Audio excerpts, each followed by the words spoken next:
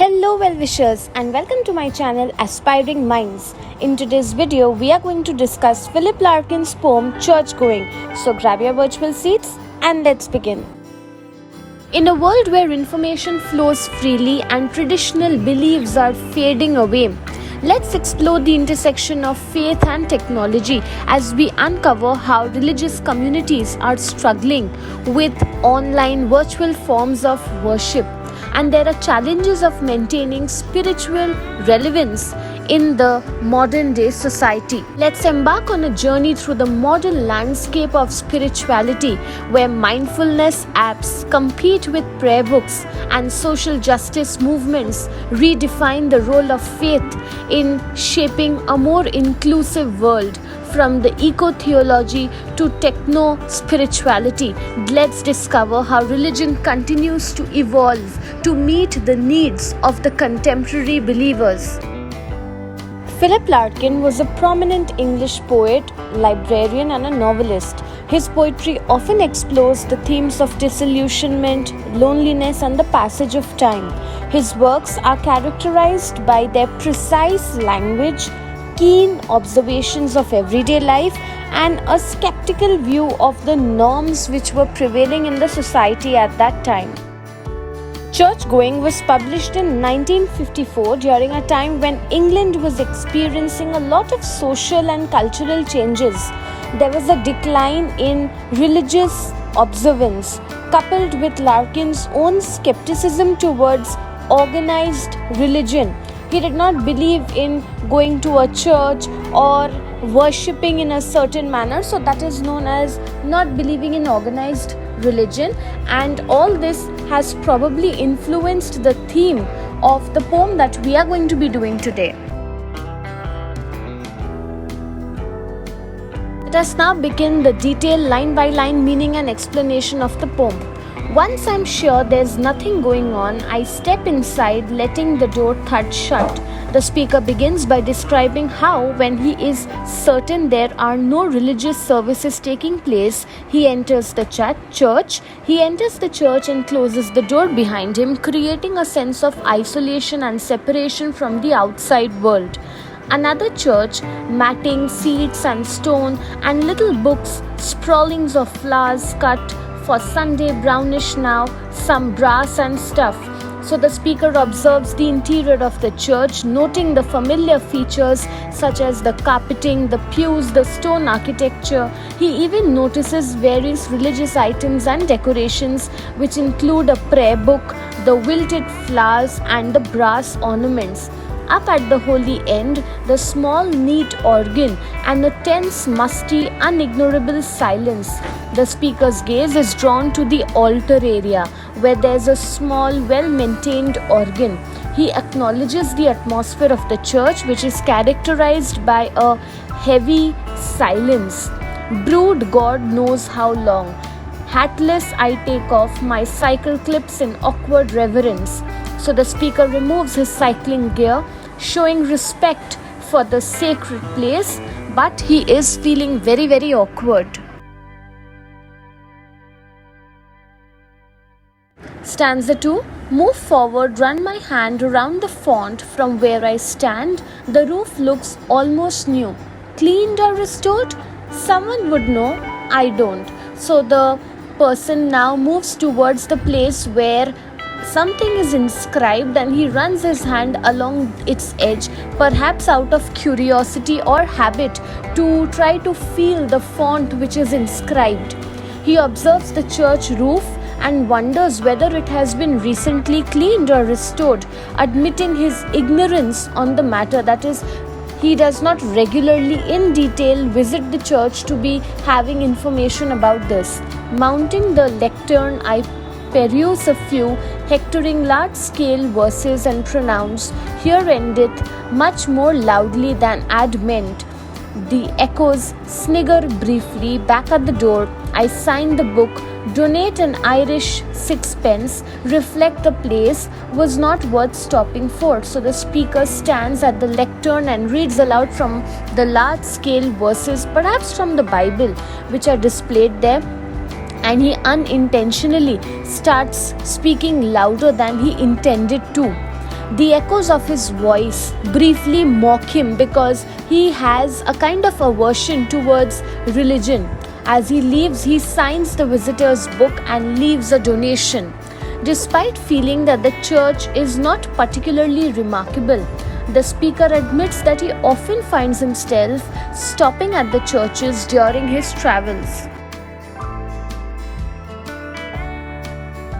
Yet stop I did, in fact I often do. That is, the speaker admits that he often finds himself stopping at the churches during his travels and always end much at a loss like this, wondering what to look for, wondering too when churches fall completely out of use, what shall we turn them into if we shall keep a few cathedrals chronically on show?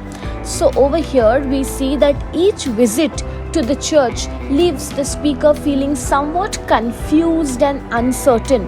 He reflects on the purpose of visiting churches and he thinks on what will happen when the churches become obsolete. They are no longer there in as much number as they are today. He thinks whether some churches will be preserved as historical sites while the rest are going to be repurposed or abandoned, because we can see over here how gradually there is a sense of detachment from religion that he is sensing, not just in himself, but he is presuming other people are also going to start getting detached from religious aspects. Their parchment, plate and picks in locked cases, and let the rest rent free to rain and sheep. Shall we avoid them as unlucky places? So he imagines the valuable religious artifacts which are going to be kept in museums, while the rest of the churches are going to be left to get decayed. He questions whether people will continue to avoid churches out of superstition, or if they will be visited by those people who are going to, in the future, perhaps seek supernatural powers. Or after dark, will dubious women come to make their children touch a particular stone? He questions whether people will continue to avoid visiting churches, or those with superstition are going to come here to seek supernatural powers.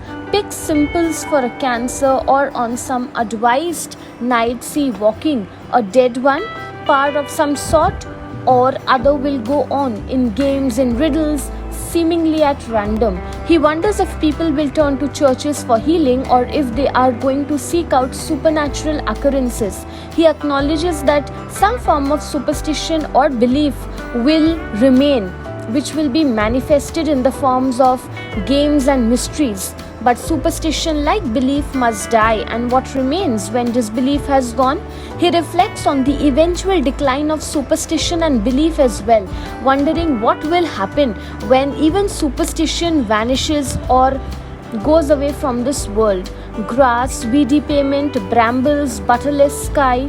So he describes how there is going to be a gradual decay of the church buildings and its surroundings. A shape less recognizable each week, a purpose more obscure. I wonder who will be the last, the very last, to seek this place for what it was. So he is describing how the church is going to gradually decay, and he reflects on how and who are going to be the people who will be the final ones to visit the church for its true and original purpose, that is to worship God.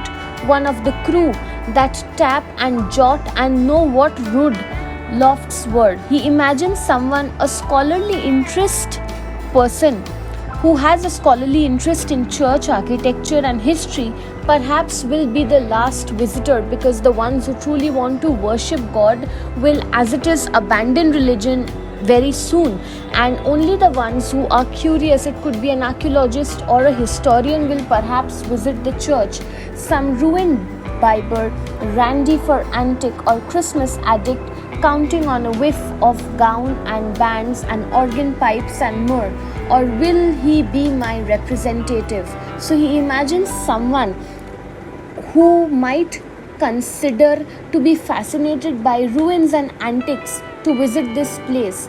He envisions someone who would enjoy the nostalgic atmosphere of the Christmas services which would once at a time be offered in churches. And finally, he considers himself as just a typical visitor who is bored and uninformed, yet he is being drawn to the vibe of the church.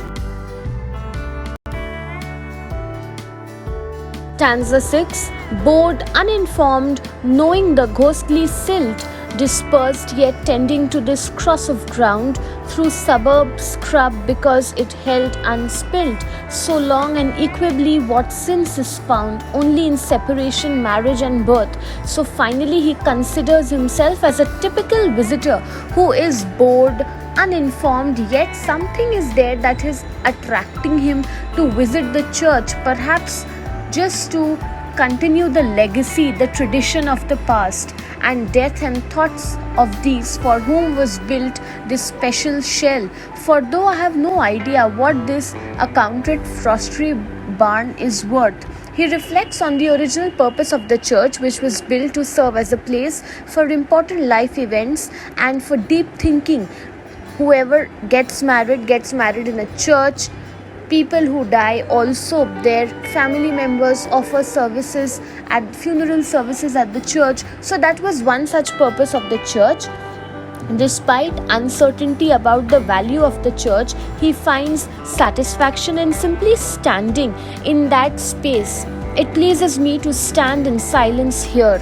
So he finds peace, solace in the solemnity of the church.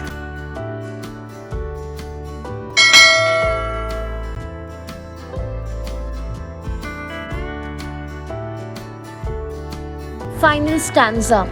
A serious house on a serious earth it is, in whose blent air all our compulsions meet, are recognized and robbed as destinies. So he views visiting church as a symbol of humanity's deep experiences and aspirations. He sees the church as a place where human desires and fears meet, ultimately shaping individual destinies. Whenever you are sad, you may go and sit in the church and reflect silently, or if you are happy, then too you go to seek blessings of God, and that much never can be obsolete, since someone will forever be surprising a hunger himself to be more serious and gravitating with it to this ground. So he asserts that the significance of the church will never fade completely, as there will always be individuals who seek to explore the deep questions and experiences of life. He suggests that the church is a correct, fitting, suitable place for individuals to think deeply about the mysteries of life and to solidify or deepen their understanding of themselves and the world around them. If only that so many dead lie round. So he concludes by acknowledging the presence of the dead, who serve as a reminder of the church's historical and spiritual significance. So to understand the poem, we can look at these four major themes, that is religious decline, human longing, temporal nature of institutions, and individual versus collective memory. Philip Larkin's church-going captures the decline in the importance of organized religion in modern society. Through the speaker's observations and reflections on visiting various churches, the poem portrays a world where religious institutions are losing their hold on people's lives. The speaker's doubt towards religion, as seen in the lines like "reflect the place was not worth stopping for," reflects the broader sense of doubt or disinterest in the traditional religious practices. So this theme resonates with the shift that was occurring in the mid-20th century England, where secularization and changing cultural attitudes led to a decline in church attendance and religious adherence. Secondly, if I may talk about human longing, the poem suggests that human beings still have a longing for meaning and going beyond the current problems of life. The speaker's repeated visits to the church, even when he finds them unremarkable, highlight that impulse to be able to seek connection with something greater than oneself, and this longing is reflected in lines like wondering what to look for, wondering too whether speaker is struggling with existential questions about the purpose of life and the significance of these religious spaces like the church. So this longing that he has, this craving, shows a fundamental aspect of human nature, that is the quest for understanding and fulfillment even in a modern world. The poet in this poem tries to explore the physical presence of the structures of the church, which are subject to decay over time. The speaker reflects on the fate of these churches which have fallen out of use. He highlights that these institutions which have been built by human beings, finding a physical, structural place to go and visit, he wonders how long is it going to survive, and will it be able to survive the test of time. Secondly, we also see church going raises questions about the preservation of the collective memory and the cultural heritage in the face of religious decline. The speaker reflects on the historic and the symbolic significance of the church. The poem suggests that while traditional religious practices may be fading out, there remains a collective memory of their significance which is embodied in the physical spaces of the church and the rituals which are associated with them. So overall, the poem offers an exploration of these four themes, and it invites the readers to think deeply about the role of religion in society, the quest for meaning, and the impermanence of institutions, and whether religion will be able to survive over time or not. You can let me know your views too about this in the comment section down below on religion. So that's it from this video. I hope you liked it. Do hit the like button, subscribe to my channel for more such future updates. Thank you for watching.